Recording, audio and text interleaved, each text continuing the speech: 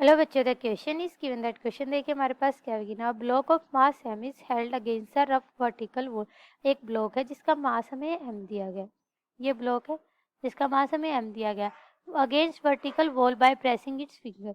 और ये किसके वॉल्स के वर्टिकल वॉल के अगेंस्ट है और इसको प्रेस किया जा रहा है फिंगर से। If coefficient of friction between the block and the wall is mu, ball और इसके बीच जो भी कोफिशिएंट फ्रिक्शन है वो में म्यू दिया गया है। Acceleration due to gravity g, what is the minimum force required to be applied by the finger to hold the block against the wall? हमारा कितना मिनिमम फोर्स उस पर अप्लाइड हुआ है फिंगर से जब हमने उसको पकड़ रखा है, तो ब्लॉक अगेंस्ट द वॉल क्या होगा मिनिमम फोर्स। तो देखिए एफ इस पे फोर्स लगेगा finger on the block, F हमारा इस तरफ क्या लगेगा, इस पे फोर्स लगेगा। ठीक है, normal reaction of the wall on the block. ठीक है, एक नॉर्मल रिएक्शन लगेगी वॉल से ब्लॉक की तरफ इस डायरेक्शन में।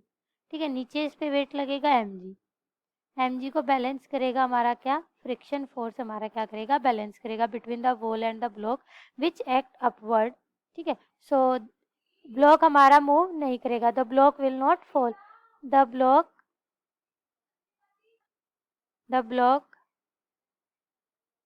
Will not fall. तो ब्लॉक हमारा फॉल क्यों नहीं करेगा, क्योंकि फ्रिक्शन किसको बैलेंस करिए, हमारे mg को बैलेंस करिए। ठीक है, तो फ्रिक्शन फोर्स किसके बराबर हो जाएगा, हमारा mg के बराबर हो जाएगा। तो फ्रिक्शन फोर्स को हम क्या लिख सकते हैं, म्यू इंटू एन बराबर mg। फ्रिक्शन फोर्स क्या होता है हमारा, म्यू इंटू एन होता है। इसको मान लेते हैं हम इक्वेशन 1। ठीक है, दूसरा हमारा क्या है, mu into F is equals to क्या हो जाएगा, क्योंकि जो नॉर्मल फोर्स है वो किसके बराबर है, एफ के बराबर है, तो एन की जगह एम एफ लिख सकते हैं is equals to M G. तो हमारे पास यहाँ से फोर्स की वैल्यू क्या आ जाएगी, अगर फोर्स की निकालेंगे तो आ जाएगी हमारे पास एम जी बाय म्यू। तो इतना मिनिमम फोर्स उसको रिक्वायर्ड होगा by the finger to hold the block against the wall. तो option number C is correct. Thank you so much. Would you like the solution of your question?